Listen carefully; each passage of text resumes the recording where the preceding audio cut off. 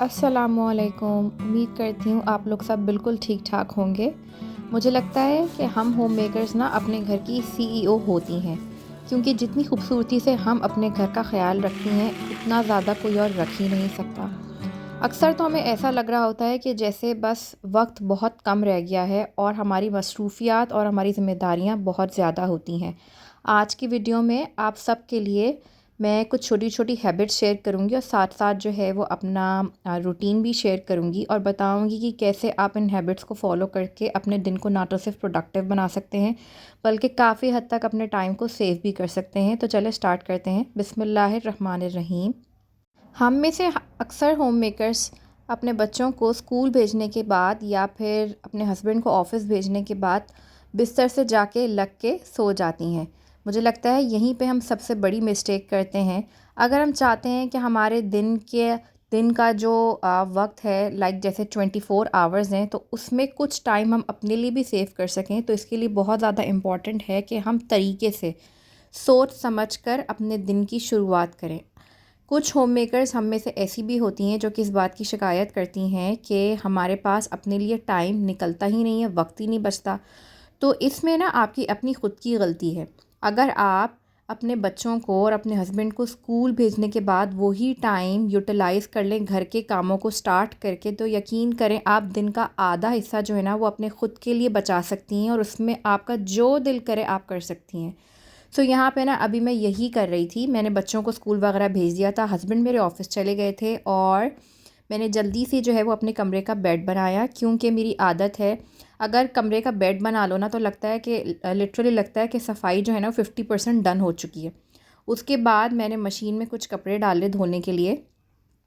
ये सारे मेरे वो वाले काम हैं जो कि मेरे नज़दीक मुझे लगता है कि इम्पॉर्टेंट है, यानी कि जिनको अगर मैं नहीं करूँगी तो इनके बिना गुजारा है ही नहीं। आप सबको पता है कपड़े रोज़ाना धुलना कितना ज़्यादा इम्पॉर्टेंट होता है, ख़ास करके बच्चों के जो यूनिफ़ॉर्म होते हैं, हस्बैंड के ऑफ़िस जाने की जो बनियानें होती हैं।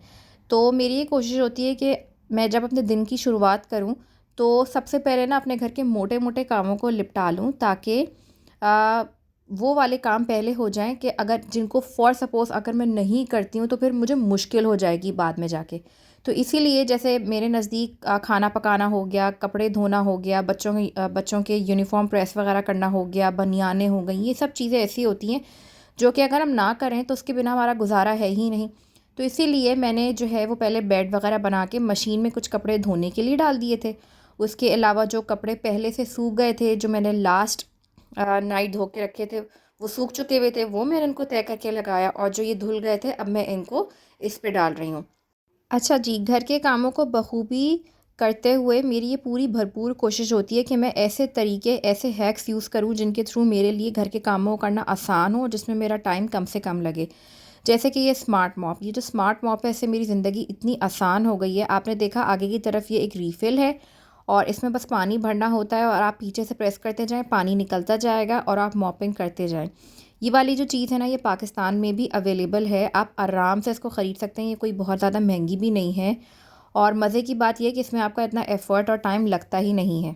एक बहुत ही ज़रूरी हैबिट जो कि मैं आपके साथ शेयर कर रही हूँ वो ये कि अगर आप पहले से अपने घर के कामों की लिस्ट बना के रख लें ना कि आपने क्या क्या करना है, तो बहुत आसानी हो जाती है। ख़ास करके अभी रमज़ान आने वाले हैं, तो अगर आप पहले से लिस्ट बना के रख लेंगी, मिसाल के तौर पे अफ्तारी में क्या बनाना है और सहूर का क्या मेन्यू होना चाहिए या घर के कौन कौन से काम करने हैं, इस तरह करने से ना आपके ख़ुद के लिए आसानी होगी।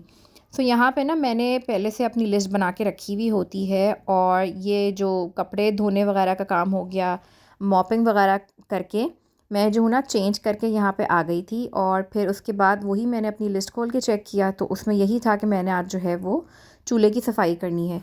सो यहाँ पे मैंने पहले जिफ की क्रीम लगा के चूल्हे पे छोड़ दी थी, क्योंकि ये इलेक्ट्रिक स्टोव है और इस पर क्रीम लगा के आपको छोड़ना होता है। तो मेरे पास जितना in the mean while time था उसको भी मैंने यूटिलाइज़ किया और मैंने सोचा जब तक ये 10 मिनट तक पड़ी हुई है चूल्हे पे क्रीम, मैं जो हूँ ये अपने किचन का काउंटर टॉप साफ़ कर लेती हूँ। और मेरा ये एक ही किचन का काउंटर टॉप है जिस पे मैं सारा काम करती हूँ। आपने कभी अक्सर वीडियोस में नोट किया हो तो मेरा बस यही एक काउंटर टॉप होता है जिस पे मैं सारी जितनी भी रिकॉर्डिंग होती है करती हूँ। तो गंदे किचन में ना मुझसे बिल्कुल भी काम नहीं होता। पहले मेरी मेरी कोशिश होती है कि मैं किचन की सफाई वगैरह कर लूँ, उसके बाद जाके ना साफ़ सुथरे किचन में मेरा दिल करता है खाना पकाने को।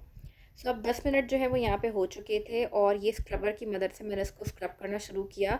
ये जिफ की क्रीम बहुत ही कमाल की क्रीम है। इससे ना तो सिर्फ आप चूल्हे साफ़ कर सकते हैं, बल्कि जो आपके नॉब्स वगैरह होते हैं, जो टैप्स वगैरह होते हैं ना, उनसे भी जो है बहुत अच्छी से सफाई हो जाती है अगर आप जिफ की क्रीम इस्तेमाल कर लें तो। मैंने पहले स्क्रब लगाया, उसके बाद जो है वो मैंने गीले कपड़े से अच्छे तरीके से इसको पोंछा और रिज़ल्ट जो है वो आपके सामने हैं। बीइंग अ होम मेकर मुझे लगता है कि हमारा ना ज़िंदगी में बैलेंस को क्रिएट करना बहुत ज़्यादा ज़रूरी है। क्या पकेगा से लेकर किसको बर्थडे पार्टी में क्या गिफ्ट देना है या किसको कौन सी तकरीब में कितने पैसे देने हैं ना, ये हर चीज़ की ज़िम्मेदारी हमारे ऊपर ही होती है। बिल्कुल इसी तरीके से अगर अगर आप खाना पकाने के मामले में थोड़ा सा बैलेंस क्रिएट कर लें, मिसाल के तौर पर एक दिन आप चिकन बना लें, एक दिन सब्ज़ी बना लें, तो यकीन करें आप एक हेल्दी और एक न्यूट्रियस जिसे कहते हैं एक बहुत ही अच्छी हेल्दी मील अपने फैमिली को प्रोवाइड कर सकती हैं। यहाँ पे ना अभी मैंने सिर्फ पानी में कुकिंग ऑयल और नमक डाल के छोड़ा था, क्योंकि मेरा इरादा था स्पेगेटीज़ बनाने का। मेरे घर में स्पेगेटीज़ जो है वो बहुत शौक़ से खाई जाती हैं।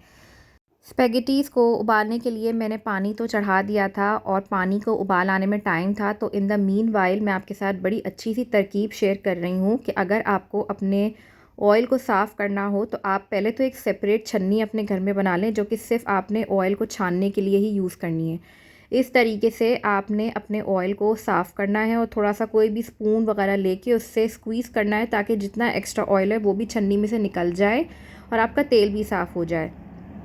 मुझे असल में अपने बच्चों के स्कूल के लिए स्नैक्स वगैरह प्रिपेयर करने थे, और यहाँ पे मैं तमाम बिज़ी होम मेकर्स को यही मशवरा दूँगी, अगर आपके लिए सुबह उठकर अपने बच्चों के लिए लंच बॉक्स बनाने में थोड़ी सी मुश्किल होती है, तो उसकी प्रिपरेशन एक दिन पहले करके रखने में कोई बुराई नहीं होती। प्लीज़ अब आप लोग यहाँ पे मुझे जज मत करने लग जाएगा, क्योंकि आप लोगों को मेरे रूटीन का 10% भी अंदाज़ा नहीं है कि मेरा रूटीन किस तरह का है। हर होम मेकर को अपने रूटीन का जो है ना वो ख़ुद पता होता है, तो इसीलिए वो उसी हिसाब से अपनी हर चीज़ को मैनेज कर रही होती है। तो बजाय दूसरों को जज करने के, उसकी बात को समझने की कोशिश किया करें। मेरे लिए ना सुबह उठकर बच्चों के लिए लंच बॉक्स प्रिपेयर करना इंतहाई मुश्किल काम है, क्योंकि मेरा रूटीन काफ़ी वो है, स्ट्रिक्ट है। स्ट्रिक्ट इन द सेंस कि मेरे अपने भी कुछ काम है, जैसे कि मुझे कुरान पाक सीखने का बहुत शौक़ है। मेरी सुबह के टाइम पे कुरान पाक की क्लासेस होती हैं बच्चों को स्कूल भेजने के फ़ौरन बाद। वीडियो में जो हम सारा कुछ देख रहे होते हैं ना, वही इंसान की असल लाइफ नहीं होती, और उससे ये मत अज्यूम कर लिया करें कि ये तो उसकी ज़िंदगी बड़ी आसान है। ऐसा कुछ नहीं होता, ठीक है। वीडियो में जो आप देख रहे होते हैं ना, वो उसकी ज़िंदगी की हकीकत मतलब समझ लें 10% भी नहीं होती। वीडियो के बरअक्स उसकी ज़िंदगी होती है। यहाँ पे ना मैंने नगेट्स को फ्राई करके रख लिया था, और जब ये ठंडे हो गए थे तो मैंने इनको एयर टाइट बॉक्स में करके रख दिया था। इस तरह करने से मुझे बड़ी आसानी हो जाती है। सुबह उठ के बस मैंने जो है वो ये इनके लंच बॉक्स में डालना होता है। साथ साथ में कोई बिस्किट्स वगैरह दे देती हूँ, कभी जो है वो मिल्क का टेट्रा पैक दे देती हूँ। तो इस तरह से इनका लंच बॉक्स प्रिपेयर हो जाता है। एटलीस्ट सुबह उठते ही मुझे कुकिंग का काम नहीं करना पड़ता। Being a busy home maker, कभी कभी मुझे ऐसा लगता है कि जैसे मैं सिर्फ घर के कामों को ही करने के लिए बनी हूँ। अगर आपको भी ऐसा लगता है तो आप मुझे ज़रूर बताइएगा, इस पर भी इंशाल्लाह मैं एक वीडियो बनाऊँगी। ऐसा इसलिए लगता है हमें क्योंकि हम ना अपने लिए बिल्कुल भी टाइम नहीं निकालते। मुझे लगता है कि घर के काम करने के साथ साथ ना हमें अपने लिए भी थोड़ा बहुत टाइम निकालना चाहिए। मैं कोशिश करती हूँ कि अपने आप को भी टाइम दूँ, अपनी फ़िटनेस का, अपनी हर चीज़ का ख़्याल रखूँ। यहाँ पे मैंने जो है अपने लिए ग्रीन टी का एक कप तैयार किया, और इस तरह के छोटे मोटे जो ब्रेक्स होते हैं ना, वो मैं लेती रहती हूँ, ताकि मैं अपने आप को ये फ़ील करवा सकूँ कि मैं अपने लिए भी, ख़ुद के लिए भी इम्पॉर्टेंट हूँ।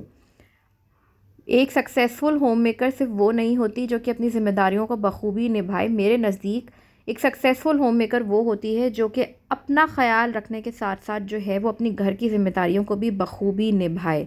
हर इंसान के जहन में, हर होम मेकर के जहन में आई एम श्योर एक सक्सेसफुल होम मेकर की डेफिनेशन बिल्कुल अलग होगी। मेरे नज़दीक मेरी ये सोच है। आप बताइएगा कि आप क्या सोचती हैं। कमेंट बॉक्स में अगर आप मुझे कमेंट करके बताएंगी तो मुझे बहुत अच्छा लगेगा। अक्सर ऐसा होता है कि हमारे किचन के स्पाइसेस जार ना बिल्कुल खाली एंड पे होते हैं, और हम ना उसको इग्नोर कर देते हैं। जैसे कि नमकदानी में नमक ख़त्म हुआ होता है और हम सोचते हैं कि बाद में भर देंगे। अगर हम उसी काम को उसी वक्त करके रख देना, तो इससे भी हम काफ़ी हद तक अपना टाइम सेव कर सकते हैं। और यहाँ पे ना मैं बड़ी अच्छी सी आपके साथ चिकन स्पेगेटीज़ की रेसिपी शेयर कर रही हूँ। स्पेगेटीज़ में बॉयल आ गया था, तो मैंने उनको ठंडे पानी से स्ट्रेन करके साइड पर रख दिया। इसके बाद जब मैंने फ़्रिज खोल के देखा तो तो फ्रिज में ना मेरे पास सिर्फ कैप्सिकम पड़ी हुई थी, तो मैंने कहा चलो इसी से काम चला लेते हैं। और अभी मैं आपके साथ बड़ी अच्छी सी और आसान सी चिकन स्पेगेटीज़ की रेसिपी शेयर करने वाली हूँ। ज़रूर इसको ट्राई आउट कीजिएगा, ख़ास करके आपके बच्चे बहुत ज़्यादा इन्जॉय करेंगे। मैंने यहाँ पे चिकन ले ली थी जो कि मेरे पास बोनलेस पड़ी हुई थी, और अभी ना मैं इनके छोटे छोटे पीसेस करके रख दूँगी। बहुत बड़े बड़े पीसेस मुझे नहीं पसंद, आप अपने हिसाब से कर लीजिएगा। और छोटे छोटे पीसेस मैं इसीलिए करती हूँ ताकि बच्चे जो है ना वो आराम से शौक़ से खा लें। बहुत बड़े बड़े पीसेस ना मुझे नहीं अच्छे लगते। उसके बाद इन पीसेस को मैंने एक प्याले में रख दिया, और अब यहाँ पे मैं कैप्सिकम की कटिंग कर रही हूँ। कैप्सिकम की भी कटिंग मैंने कोशिश तो की थी कि मैं जो हूँ वो पतली पतली बारीक बारीक करूँ, क्योंकि मोटी मोटी होती है तो बच्चे तो आपको पता है वैसे ही सब्जियों से इतना भागते हैं। तो मैंने कोशिश की कि मैं जो हूँ कैप्सिकम को जितना बारीक कट कर सकती हूँ उतना बारीक कट करके रख दूँ, और इसके अलावा मेरे पास कोई वेजिटेबल थी ही नहीं। कैप्सिकम को भी मैंने चिकन के साथ जो है वो डाल दिया था। और अब यहाँ पे मैंने एक पैन में जो है वो ऑयल लिया है, और इसमें मैंने ये चिकन और कैप्सिकम डाल दी है। ऑयल मैंने ज़्यादा नहीं लिया क्योंकि स्पेगेटीज़ में ज़्यादा ऑयल होना तो मज़े की नहीं लगती।